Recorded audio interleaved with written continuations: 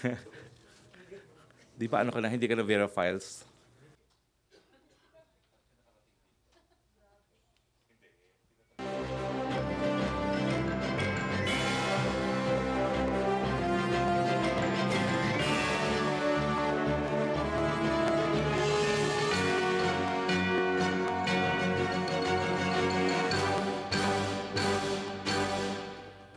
Good morning, Malacanang Press Corps and guests. Welcome sa press briefing ni Presidential Spokesperson Harry Roque. Good morning, sir. Ay, magandang umaga sa inyong lahat. Magandang Lunes na umaga. Well, alinsunod po sa ating pangako ng isang linggo na tayo po ay tutulong na ipahatid sa taong bayan ang tunay na mabuting balita sang-ayon dito sa train. Naimbitahan po natin ngayon ang ating Secretary of Finance, si Secretary Carlos G. Dominguez III, at kasama po niya ngayon ang kanyang mga Undersecretary na si Undersecretary Carl Kenrick Chua and Undersecretary Antoinette Tioncon. No? Ladies and gentlemen of the Malacanang Press Corps, let us all give a warm welcome to Secretary Dominguez and Undersecretaries Chua and Tionco.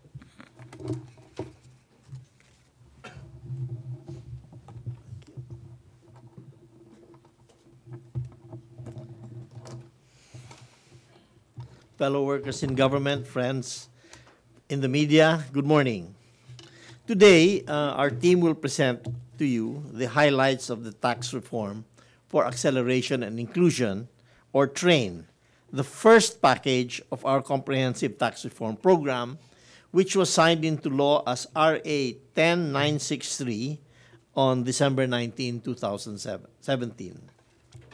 Specifically, I will discuss the key provisions of the TRAIN law and its impact of income and prices, and how much revenues will be raised from this reform. Let me first emphasize that this reform is an important milestone in our economic history. This is the first time that we are doing a tax reform not because of a crisis or because it was imposed by external forces. It is also the first time that the main purpose of the reform is to reduce poverty and inequality and not because of deficit or debt reduction.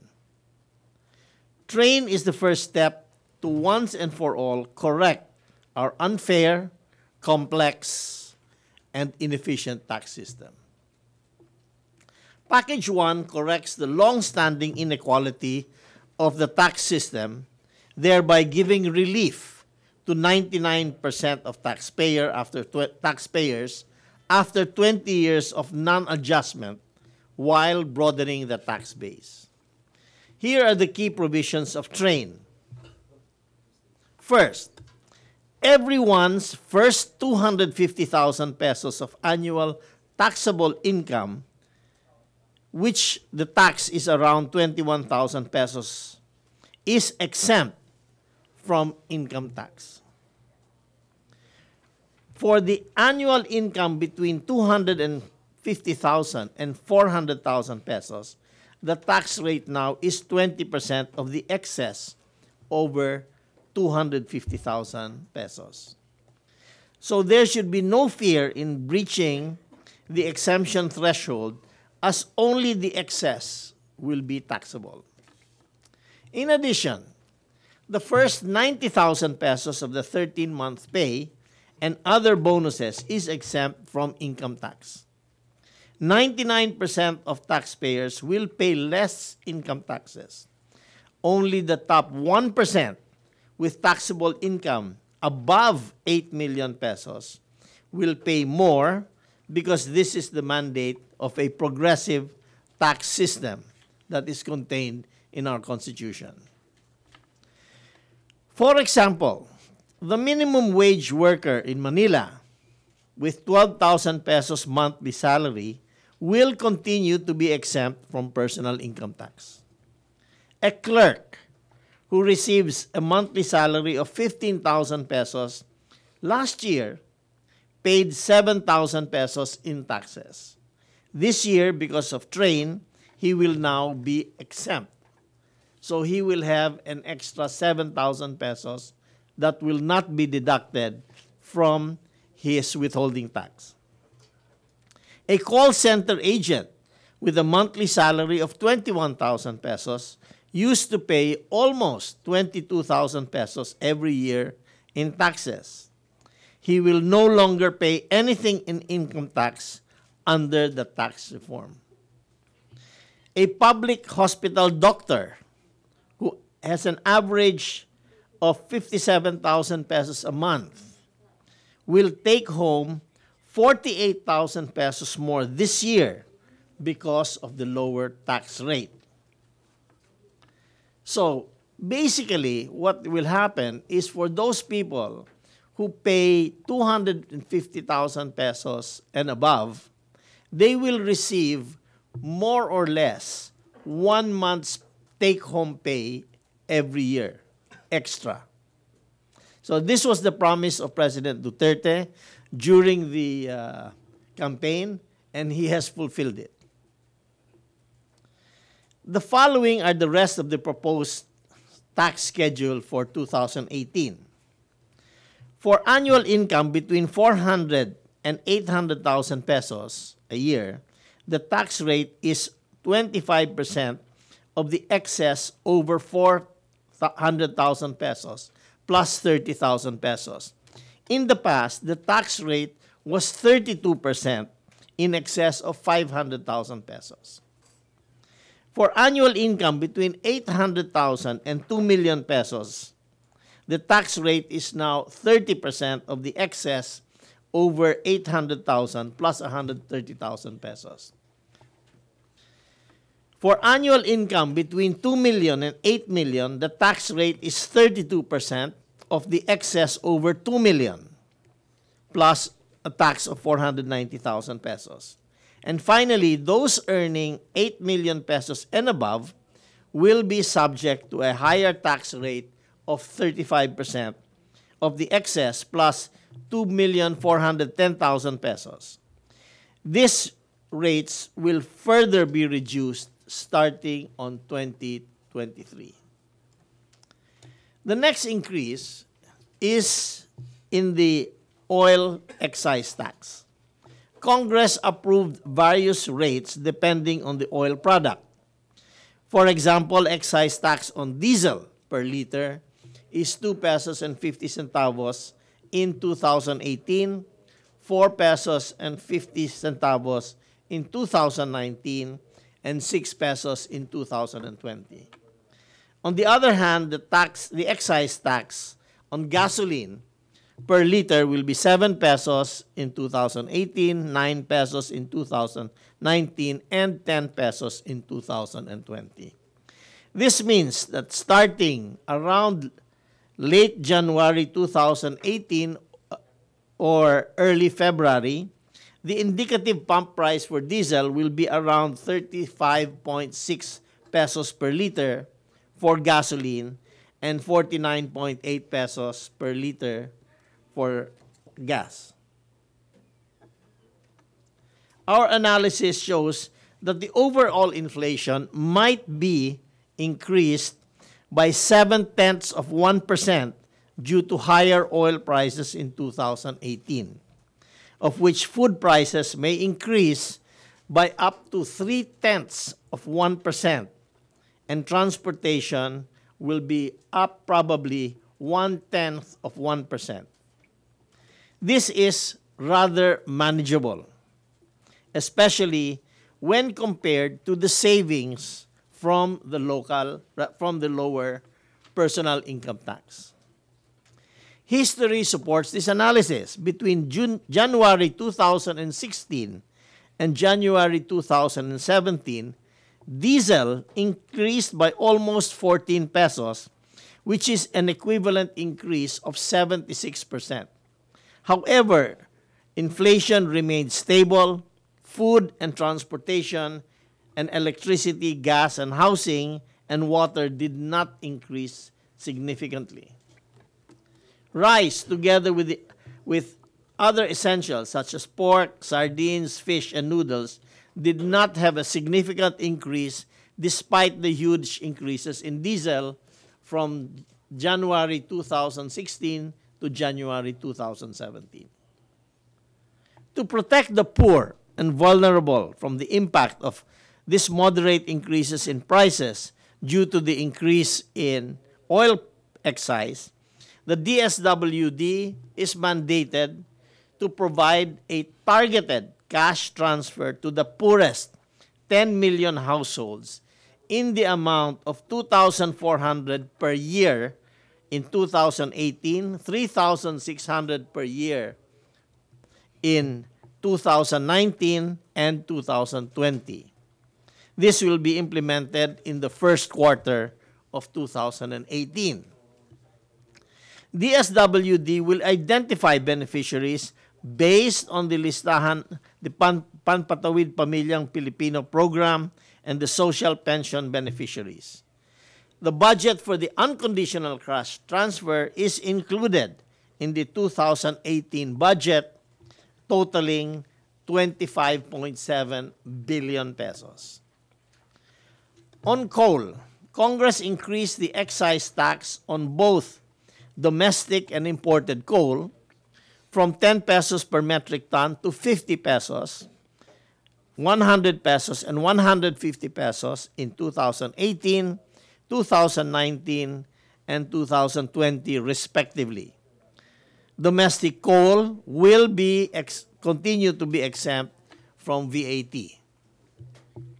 With an average price of 9 pesos per kilowatt, now, the impact on the Meralco electricity price of coal is 2 centavos per kilowatt. Those who consume 100 kilowatt hours per month pay about 780 pesos per month. They will only pay an additional 2 pesos due to coal and 13 pesos more 13 pesos more with the oil and excise VAT. So essentially, if you were paying 780 pesos a month on your electricity, you will be paying now about 793 pesos a month. On automobile excise tax, the cheapest vehicles will face a 4% rate and the most expensive vehicles a 50% rate. The tax rates are based on net manufacturing or importer's price before the margins of the importer and dealer are included. Pickup trucks and purely electric vehicles will be fully exempt from the excise, while hybrid cars will be taxed at 50%. On the sweetened beverage tax, Congress approved a rate of 6 pesos per liter for drinks containing caloric or non-caloric sweetener and 12 pesos per liter for drinks containing high fructose corn syrup. For example, the price of 1 liter bottle of regular soft drink will increase from 30 pesos to 42 pesos, while 1 liter of diet soft drink will increase from 30 pesos to 36 pesos.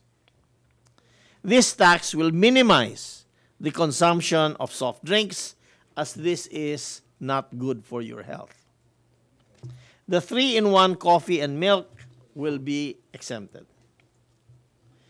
To simplify the VAT system and make it fairer, Train has repealed 54 out of 61 special laws with non-essential VAT exemptions.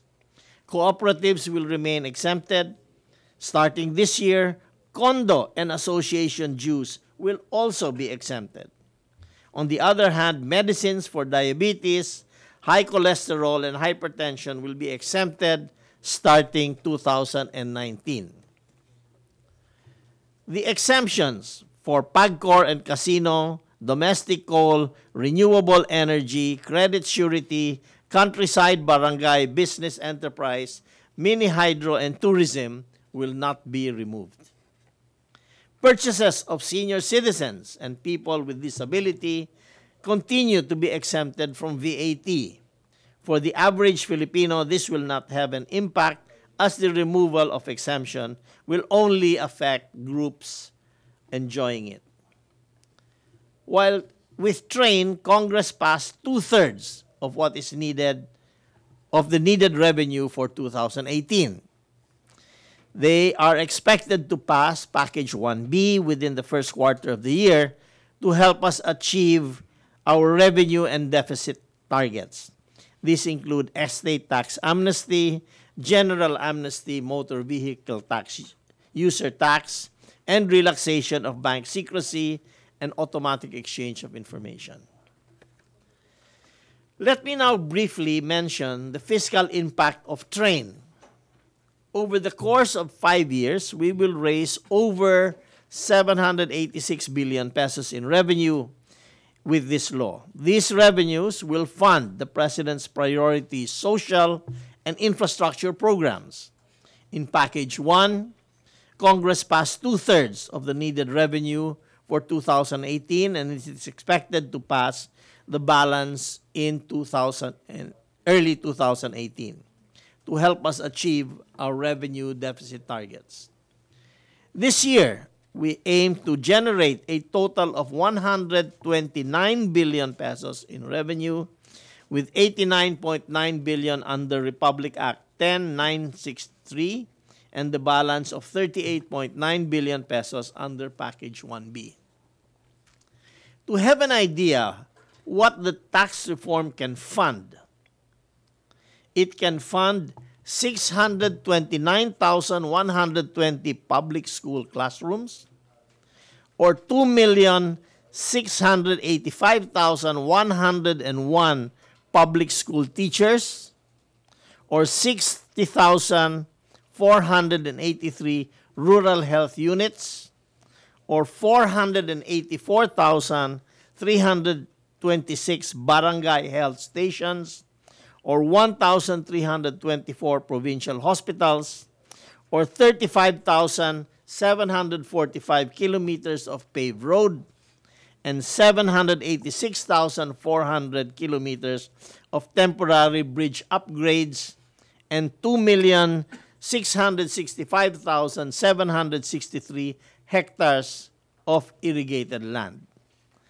All these will help improve people's lives. Package 1B is crucial to keep the 3% of GDP deficit target. To meet this target for the rest of the administration, we will need to pass packages 2 to 5. No succeeding packages means either a breach of this deficit, which will hurt our economy, or a cut in government spending, possibly compromising the President's infrastructure program. To end, let me highlight the next packages of the Comprehensive Tax Reform Program. Within this month, we will submit to Congress our proposal for Package 2, which will lower corporate income taxes and modernize fiscal incentives. We will also submit Packages 4 on passive income and financial taxes by the second half of 2018. Thank you very much. And we will accept questions now. And I know your questions will be difficult. That's why I brought two of our expert undersecretaries here, Undersecretary Chonko and Undersecretary Chua, to help answer these questions. Okay, thank you, Secretary Dominguez. Malacanang, press corps, question? Questions? Celerina Mundo. Microphone, please, Pia. Pahiram ng microphone. Thank you.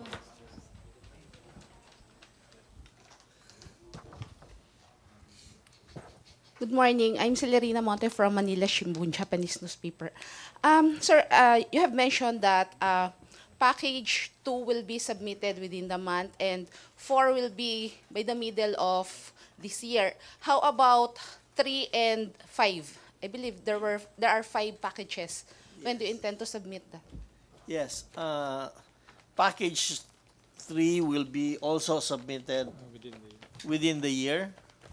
And Package 5, we will see if we will still need revenues for Package 5. Some of Package 5 features have already been included in Package 1. How much do you intend to get from all these packages once approved? Our infrastructure program is about 8 billion pesos. 8 8 trillion. trillion. 8 trillion pesos, okay? It is not wise to borrow everything. It's just like any business. You have to have your own capital. And this is our capital. So we would like to raise more or less something in the area of 2 trillion pesos for this. Around 25% of the total. Just like any business, when you put it up, you have to put up your own capital, or else you will be borrowing too much. So how much would be the impact, for instance, on inflation and other services, if ever?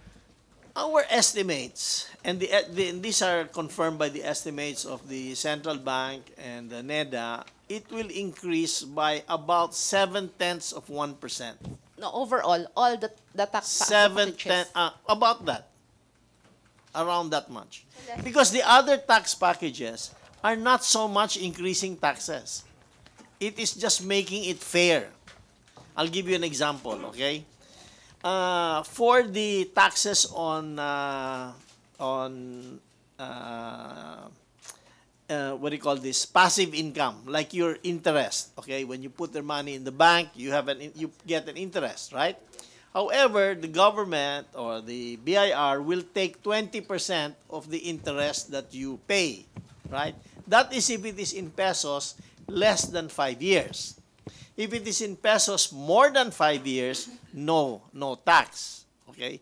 Now, we think that's a bit anti-poor, because who can afford to put your money more than 5 years? Diba? So it really favors, right now, the current tax system favors the wealthier people in the country. Another example, if you have dollars, right, and you deposit the dollars and earn an interest, the tax is only 7.5% withheld. So we want to take a look at all these different taxes and make it more fair. And it's very complex, because we thought earlier that it would be simple, but there are about 150 laws for these taxes. So, Incentives. yeah, so we want to make it more fair. So the other tax packages are not really designed to make more revenues. They are designed to make the system more fair. Clarification regarding dun sa second package, sa corporate. Yung 5%, according to the press release, yes, I know. Before, you have mentioned that, does it cover the special economic zone? Yung 5%, it will become 15% income, corporate tax. Can you explain? Right now, we are the only country in ASEAN who have 14 agencies that give tax incentives. In other ASEAN countries, there is probably 1 or 2 only. So we have a whole menu of incentives, and they are not all coordinated all the time. So we would like to simplify it to make it more fair to everybody. The specifics are going to come out in about 2 weeks' time. So that 5%... It will come out in about 2 weeks' time, the final specifics. So it's not yet final, yung 5 to 15%? Well, it's not yet final, because we are going to put together the bill. And of course, that is our proposal, and it will be filed by the legislators. Okay, please state your name and agency. Secretary Henry Uri po sa DZRH. Yung binabanggit ho ninyo na can fund, ano ba yan? Ngayon na ho ba yung termino ng Pangulong Rodrigo Duterte mapopondohan lahat? Ganito ho yun, no? Yung tax, the tax that we are raising that is the, if I just talk to you in money, it doesn't really mean anything, di ba? But if I tell you, this money that we will raise can fund 2.6 million hectares of additional agricultural land, I think it means a little something, right? So this is what this money can buy. In 5 years, meaning during the term or during the remaining years of this Duterte administration. Yes. That it can fund that. Okay? Okay, so asahan po namin na because of train, meron kami mga infrastructure, rural health centers, provincial hospitals Yes. na makikita Yes. because of this train. Of course. Okay. Another question, Secretary, siguro ho ay narinig na rin ninyo ito, pero for the record, bakit daw po rin nyo pinapatawan ng buwis ang nakararami, lalo po ang mga medyo hindi naman kayamanan na mga individual na mamamayang Pilipino, pero may mga hinahabol po tayong mga tax evader. Ang tanong po ilan po ba at sino-sino po ba yung mga top 3 o top 5 tax evader ngayon sa ating bansa? Nahuli na namin yung isa. But I cannot tell you the rest kasi under investigation pa. Or maybe Tonette would like to add. No, it's still under investigation. Last question, Secretary. Noong April pa naman ho ito, pero mismong sa Pangulong Rodrigo Duterte nanggaling, yun pong sinasabi niya na si Ginoong Lucio Tan ay mayroong 30 billion unpaid taxes sa gobyerno. Ano po ang nangyari na po dito? Tonette? Yes. Based on the records of the BIR, there is no final finding on any assessment for Lucio Tan. Maaring meron siyang mga regular audits na kinoconduct ng BIR, but that's about it. So hindi po gaanong katotoo yung sinabi ng Pangulo na may 30 billion siyang unpaid taxes sa gobyerno? I think he may have been referring to the payment of the CAAP terminal fees, which were paid already. Opo, pero 6 billion lang yata ho yung utang ng Yeah. pa. Yeah, I can't be too clear about the numbers, but as far as I can recall, it's that was, I think, what he was referring to. Okay, last po, kailan po namin makikita na talagang naparusahan o nasingil na sa lahat ng mga tax evaders sa bansa yung pong hinahabol ng gobyerno? We don't have, right now, we have not caught all the tax evaders, but we caught the biggest one. Okay? We caught the tax evader who was penalized 30 billion pesos. And that was Mighty Cigarettes. And Mighty is no longer in the business. Their business was taken over by somebody, by another company, and no jobs were lost, but the government collected 30 billion pesos. No, actually 29.5 billion pesos and another $500 million pesos coming in April. All right, salamat po. Good morning, Secretary. Mikael Flores po of Nikkei. Sir, based on past DOF pronouncements, I think package 2, do you plan it to be revenue neutral? So, is it still the direction that? Yes. Okay, so with that, sir, can you enlighten us on how much revenue forgone does the government incur on an annual basis with all the incentives that we're granting to some firms, and We don't have the total number yet. Some items are still being computed, but what we have is around 300 billion pesos a year. Yeah. We have not yet computed the local business tax that was forgone, and we have not yet computed the leakage that exists. But we know that from income tax, customs duties, import VAT, local VAT, it is around 301 billion pesos a year.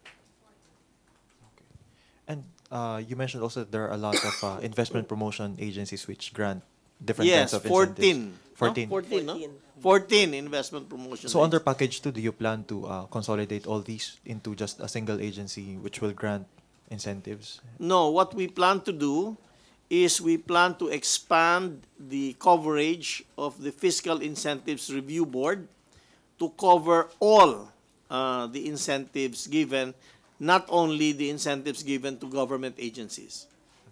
And last from my end, you warned in your statement, Secretary, that the government is at risk of breaching its 3% deficit program if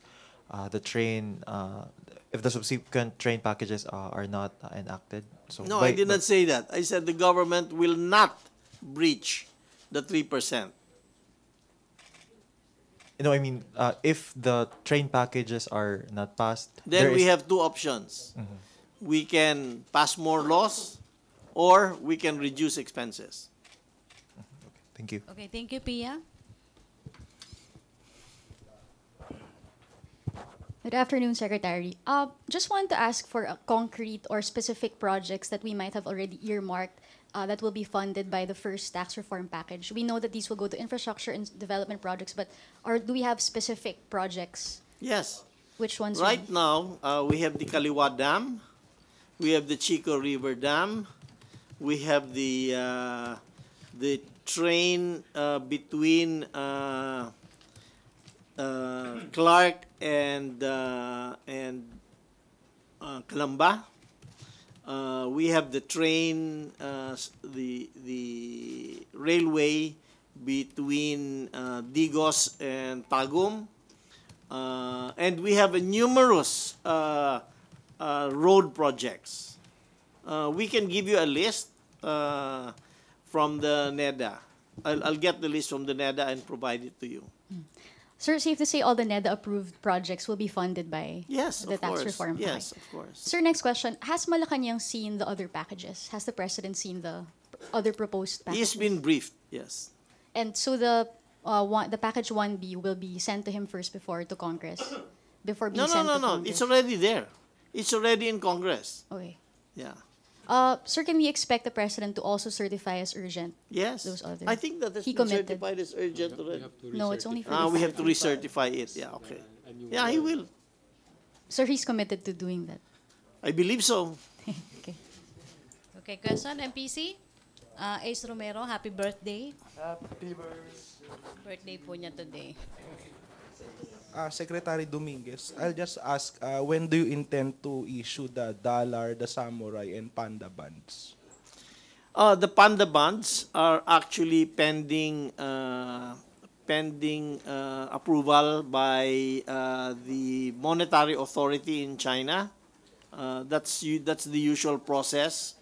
The panda bonds we are studying for issuance sometime this year. And what's the other one? Samurai, and if you intend to float samurai Yes, bonds. yes. So, sorry, the samurai bonds are being considered for sometime towards the end of this year. And do you intend to float dollar bonds also? Yes, in fact, that will happen between now and February. So how much do we intend to raise from these issuances? What? Those 200, roughly $215 million equivalent in renminbi for the panda bonds. The Japanese samurai, not sure yet. And the bonds for that we will issue for the U.S., more or less the same amount as last year. Thank you, Secretary. Joseph Morong?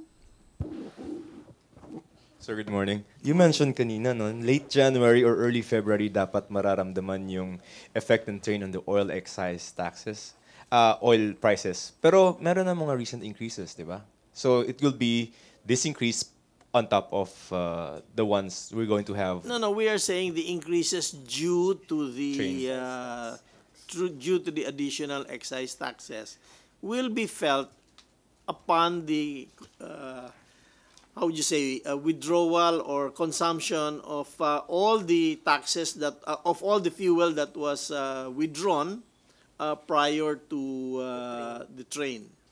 Kasi the gasoline stations keep I don't know how many months inventory. So the inventory that was already paid with the old taxes should remain at the same price. So dapat, sir, early February and late January dapat. I think so. I think so. I don't have the exact inventory figures. Yes. We'll check with the DOE about that, but that's what I expect, di ba? Around that time, yeah. I'm just curious. Meron pong provision for vouchers, no? For jeepney drivers. Was that retained in the final form? There is in the budget I think a 900 million subsidy for these vouchers and social assistance. That is if they will be affected. But so far we have not seen a case wherein we would have to tap that in full. Because as Secretary mentioned, when diesel increased by 14 pesos, last year we have not seen food prices go up. In fact, the jeepney fares increased by only 1 peso. No, I also want to point out something. You know, when the price of fuel was 56 pesos, now 44 pesos, right? The 56 pesos. There was an increase in. This was several years ago. There was an increase in transportation cost by 850. When it went down to 36 pesos, they did not reduce it by 850, did they? Exactly. So, sir, related to that, may petition po for fare hikes, di ba? So you don't think that's warranted? I'm not sure. We have to look at the figures. But at this point in time, since the fuel did not go up, I don't see any reason to have a fare hike because of fuel. Right, sir. Thank you. Okay, MPC questions on train. Dreo Calonzo. Microphone, birthday boy. Hi, sir. Good Yes. afternoon. Sir, will the government proceed with the plan to sell PAGCOR casinos this year? That plan is being prepared by the PAGCOR as well as the privatization group in the Department of Finance. You know, it's a rather it's not a simple selling of goods, since there are a lot of complicated contracts involved, no? So what we are planning to do is basically the goal is to separate the operating function of PAGCOR from its regulatory function. So given that it's quite complex, will this proceed still this year? Yeah, I think the plan will be completed within the next few months. Okay, last question. Okay. Celerina muna. Sir, follow-up ko lang yung sa Marawi Band.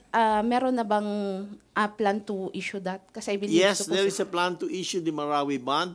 What we are waiting for is the plan to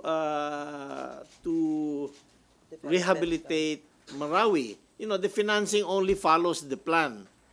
So we don't have the complete plan yet, but I understand Mr. Del Rosario has said he will finish it by March. But we are ready with the issuance of a Marawi bond. How much po yung inaayos I don't know nga because we have to complete the plan first. But there's an initial assessment of 50 billion already. There is a couple of, I think there is it 20 billion in the budget already set up. But that's certainly not sufficient, I believe. But we have to wait for the complete plan. So by second quarter, kung matatapos? Well, depends on the plan. You know, the financing only follows the plan. I mean, you know. Thank you. You don't borrow a house, borrow money before you have a plan to build a house, di ba? So we'll wait for the plan. But Okay. we are ready to issue that bond. Last Those two bonds, questions. Yeah. Please state your name and agency. Thank you. Sir, I'm RJ Balinbin from Business World. Sir, on the general tax amnesty in the package 1B, how much do you expect from it? And can you give us details about it, sir? Carl. Well, yung amnesty, we can't really say how many will avail. But so what we did was to look at past amnesties and how much we collected.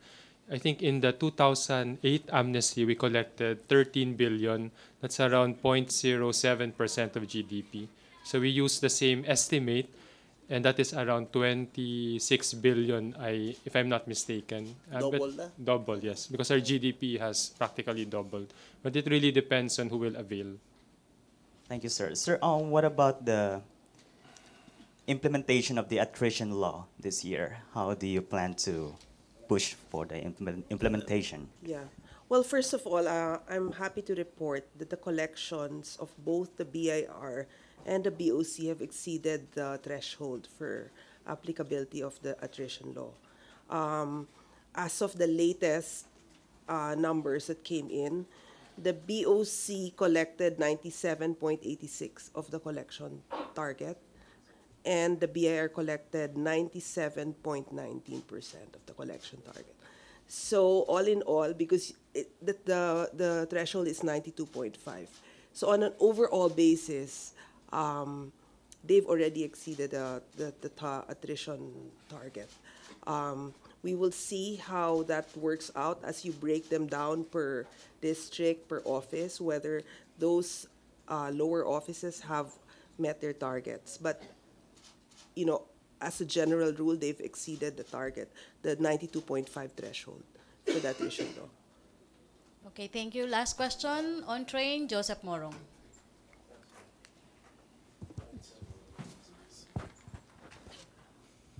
Just on the 900 million subsidy vouchers, if and when you're going to need to dip into it, how are you going to avail if you're like maybe a jeepney driver? I think this is something we will have to ask DOTR and LTFRB. The details I'm not certain, but we have put in place that money so that that can be tapped when needed. Cool, thank you. Okay, thank you. MPC, okay na? Okay, thank you, Secretary Dominguez. The demo, sir. Yes. We want to show a demo.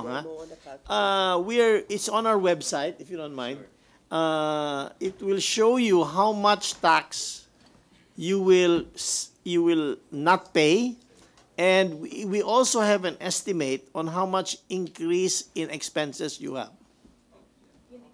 But it does not take into consideration the marginal propensity to consume. Okay? Because I know people, when they have more money, they spend more, okay? So this one is just, don't spend more money, okay? So here. So where's the, here? Yeah. Go ahead.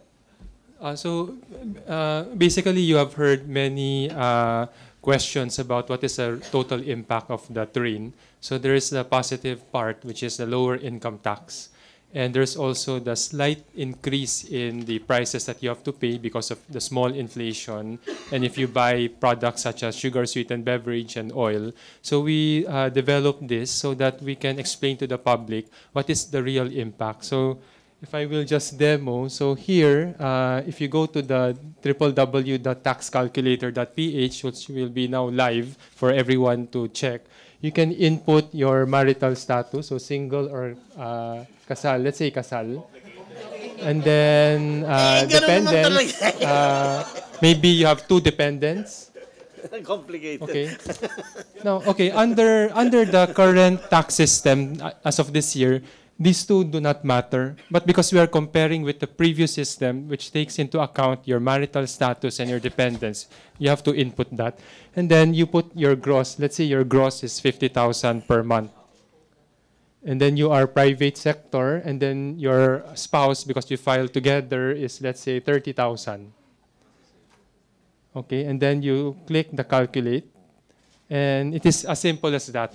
What you will see here is the SSS, PhilHealth, and Pag-ibig contributions for the husband and the wife. Then if you go up again, here it will compute the old and the new income tax system. So under the old, you pay 15,000 tax. Under the new, you pay only 7,360. So combined, you will have 8,050 per month savings, or 104,000 peso more or less per year as a husband and wife. So that is the positive benefit of train. And you have heard that maybe this will not be enough to cover all the expenses. So we calculated, if you go down, the impact on your expenses due to the VAT, the automobile, the sin tax, this is the tobacco, cash transfer. If you are poor, you get something. oil, sugar sweetened beverage, and inflationary effect. So we did not invent this. We looked at what a typical household, given your salary, consumes as you report it in the triennial family income and expenditure survey. And if you add them all up, you'll pay only 1,322 per month or 15,000 per year. So here you will see your monthly savings. So 8,000 because of the lower income tax and additional expense. So you will still have a net gain. So what we believe is for the majority or supermajority of Filipinos, 99% will truly benefit. Net effect is positive. So you can try this, and we invite the public Yeah, to you can go up. try it. Should try Okay. it. Thank you. Okay, Of course, the BIR is watching you. Sa BI. Okay, thank you, Undersecretary Carl Chua. Thank you, Undersecretary Antoinette As I said, Yongko. I'll continue. And Secretary Carlos Dominguez. Presidential Spokesperson Harry Roque. Okay, thank you, thank you. If you have more questions, you can call us anytime. MPC question for Secretary Roque, you have? No, wait. I have good Okay, news so- first. We have lots of good news, okay? So, thank you. Thank you. Thank you. Let me begin with our Monday good news. Pulse Asia released its last quarter survey on approval and trust rating. The president received the highest approval at 80% and highest trust level at 82% amongst the country's top 5 national officials. No? These numbers show that our people are aware of and recognize the significant strides the president undertook in his 1 year and a half in office. No? We assure our people that he will continue to discharge his duties with the nation's interests foremost in his mind. We thus call on everyone to put this appreciation into action by standing as one and helping the government as we continue to address the problem of poverty, illegal drugs, criminality, and corruption. Second good news, the DOTR announced today's groundbreaking ceremony of the Southeast Metro Manila Expressway Project, or the SEME, which is the first phase of the Metro Manila C6 Expressway Project. No? When completed in 2020, it will cut travel time from Bicutan, Taguig to Batasan, Quezon City to only about 35 minutes. SEME will start in the south with a connection to the existing Skyway Stage 1 in FTI Taguig City and will terminate in Batasan Complex in Quezon City. It will eventually connect to the North Luzon Expressway via Balagtas. Groundbreaking ceremony was led by DOTR, Toll Regulatory Board in partnership with DPWH and the Basis Conversions Development Authority and the City Government of Taguig. More good news. We continue to deliver social services to our veterans and their families. Last year, 85.05 million worth of medical and health care subsidy was allocated by the Philippine Veterans Affairs Office for our veterans and their qualified dependents under the Veterans Hospitalization and Medical Care Program. An average of 208,159 pension accounts also benefited from 9.06 billion pension allocation in the PVAO. In addition, 2,185 Iskolar ng Bayan were given education benefits with a total amount of 38.11 million as of November 2017. More good news, the WHO had positive remarks for our sugar-sweetened beverage tax provision. No? The WHO said that the passage of the tax provision for sugar-sweetened beverages, saying that this is a great step forward in protecting the health of Filipinos. The Philippines is among the first Asian countries to initiate the SSB tax. With this development, we hope to contribute to our national health agenda and hopefully prevent the risks associated with overweight and obesity, diabetes, cardiovascular disease, and tooth decay. Final piece of good news for this week, for this Monday, is that the world we top for the third straight year. We top, meaning we're number one in the World Energy Council's Energy Trilemma Index 2017 on environmental sustainability. Environmental sustainability, together with energy security and energy equity, forms part of our energy development program. Relative to this, the national government, through the Department of Energy, has laid down policies including the Renewable Portfolio Standards, which mandates energy distribution utilities to source a minimum portion of their energy from eligible renewable sources. And soon, the Green Energy Option Program will be launched to enable consumers the power to choose renewable energy resources as their source of energy. The WEC rating on environmental sustainability is also recognition of the administration's advocacy, encouraging Filipinos to make energy efficiency and conservation a way of life. Our program on minimum energy performance requirement for household appliances continues to help us control the growth of our total energy consumption and reduce greenhouse gas emissions. Let me comment first as a spokesperson on the Jerry Ortega case. The President remains the chief implementer of the laws. The case was filed by the executive. We have gotten a decision from the Regional Trial Court that the evidence against former Governor Joel Reyes is strong, which prompted the court to dismiss the petition of bail. We will exercise all legal options to reverse this decision of the Court of Appeals. For the first time, I was allowed by the President to comment in my individual capacity on this case. So I have expressed consent to comment, and my comment is, it is not true that the case was a miracle. The case, true, is a kababalaghan, but is really a travesty of justice. I point out that the only issue in the petition is whether or not there was probable cause to charge former Joel Reyes. There was already a prior Supreme Court decision with Justice Marvic Leonen as ponente, ruling on the validity of the second panel created to investigate and determine probable cause against Joel Reyes, and which panel concluded there was probable cause. And the Supreme Court in that case said that pursuant to the Crespo ruling, which is Mark Jimenez, it is now up to the lower court, the Regional Trial Court, to determine the existence of probable cause. As former private prosecutor in the case, I only left the case June 30, 2016, when I took my oath as member of the 17th Congress.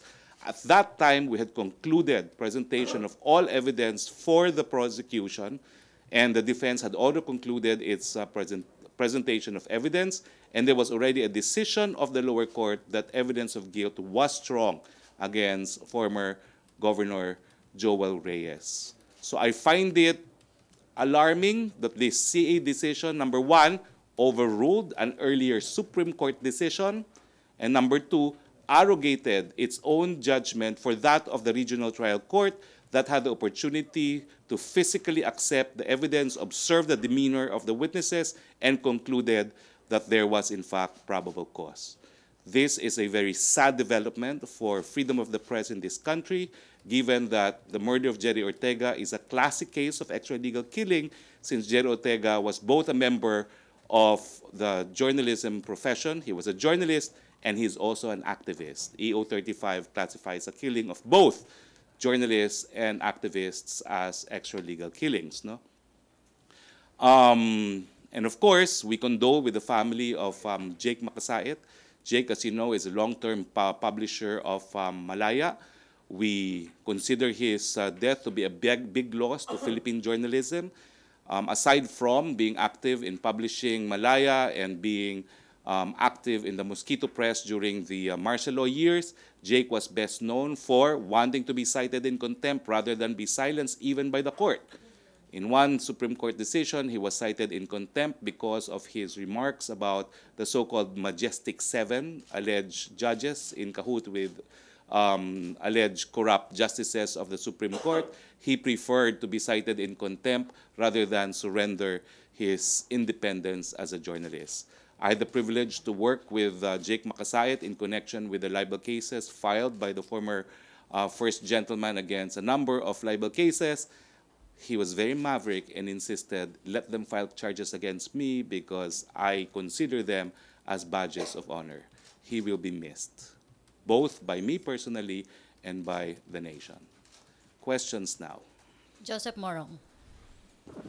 Sir, distinguish ko lang yung binayagan ka na magsalita on your own, yun lang yung soundbite na kababalaghan. But your statement that the government will do everything to reverse the CA ruling, that's from him. That's an official stand of the Philippine government because all criminal cases are prosecuted in the name of the people of the Philippines. Alright, yun muna sir, baka may iba pang Jerry na topic.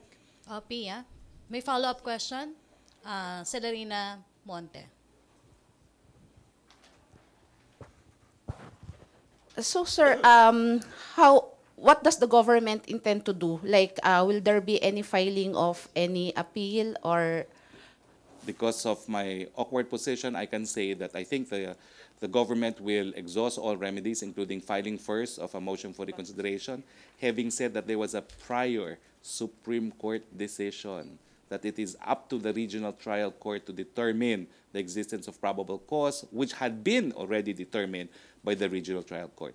I intend to invite Solicitor General Kalida and Secretary of Justice this week to address not just this case, but dismissal of some of the high-profile drug cases. Sir, apparently the decision of the CA, it stated that there was no evidence, and those circumstantial evidence presented by the Solicitor General, parang the CA found them na hindi daw siya acceptable. Like for instance, yung flight, it's not really an indication na a crime was committed. That's why he left the country. And the passport issue, it's another matter daw, yung paggamit niya ng fake passport. I will answer that in my personal capacity. Of course not. I presented the evidence myself under the control and supervision of the public prosecutor.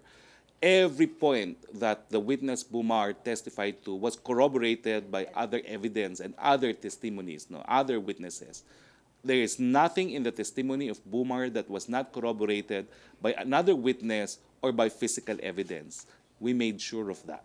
So I dispute that. We did not rely on circumstantial evidence. Yes, we relied on the testimony of Bumar, but also at every material point of the testimony we felt, and the regional trial court agreed that we were able to prove matters testified on by Bumar by other independent evidence, prompting the regional trial court to rule that evidence of guilt is strong and therefore he's not entitled to bail.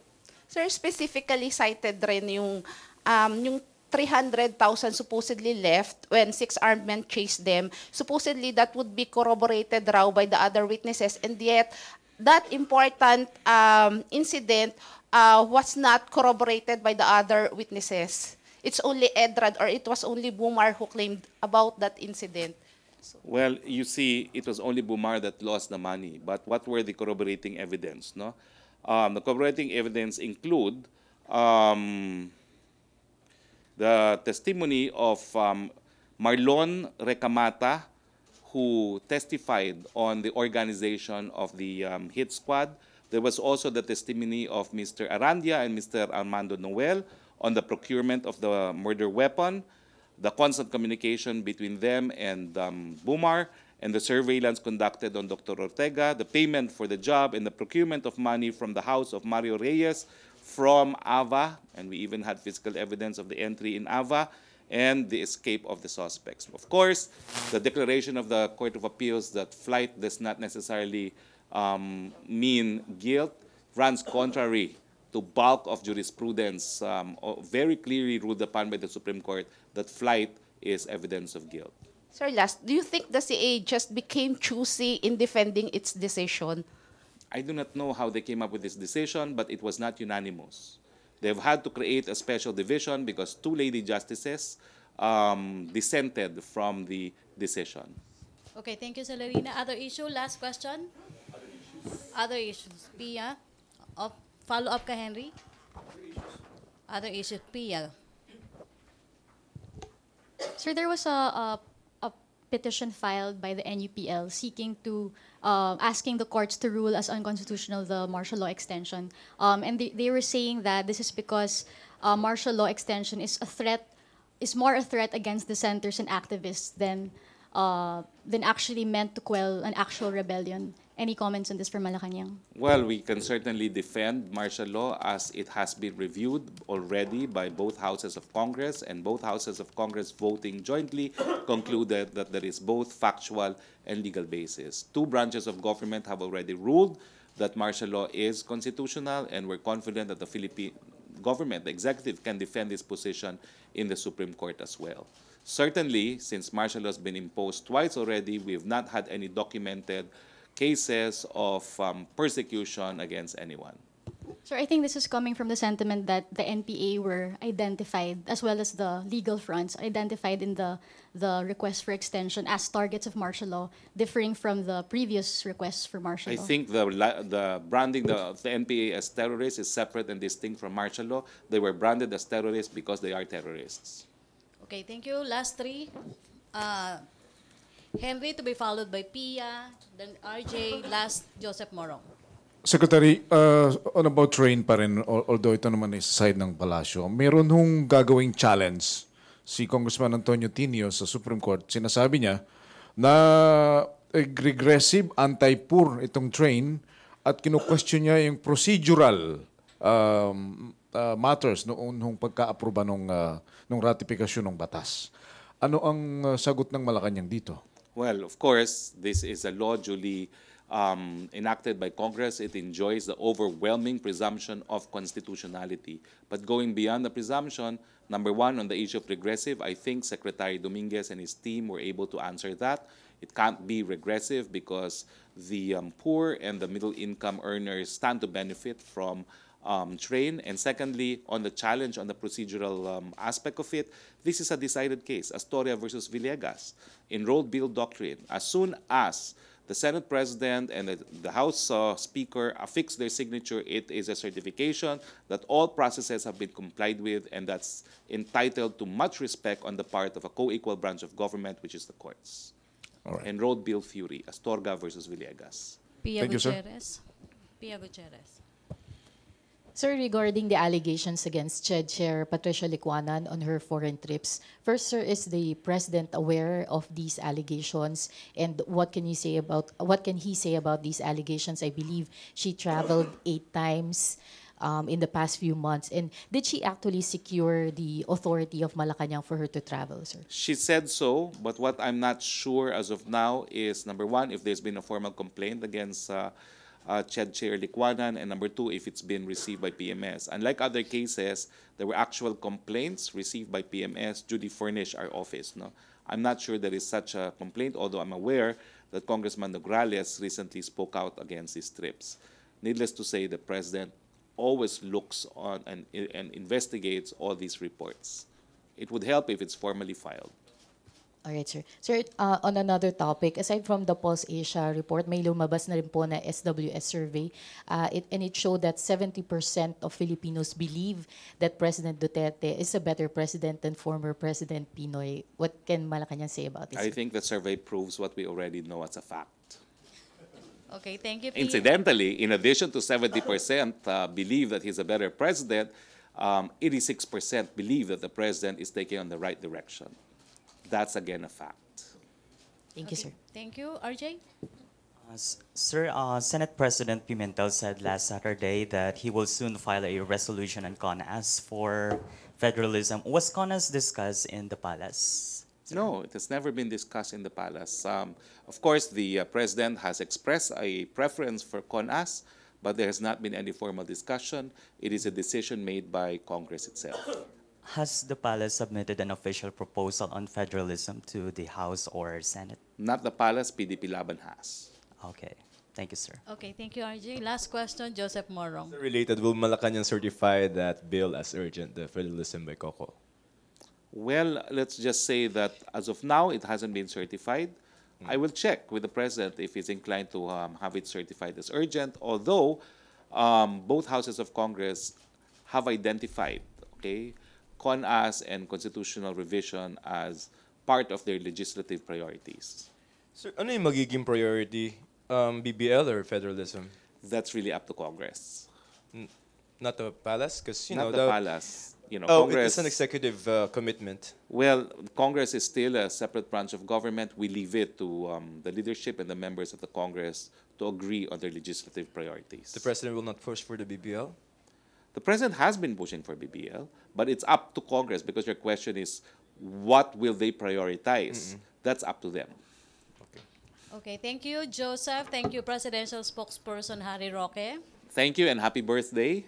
and see you again tomorrow. Happy birthday, and I think there will be a celebration. Okay, thank you Okay. Malacanang See you Press tomorrow. Corps. Back to our main studio sa Radyo Pilipinas and People's Television.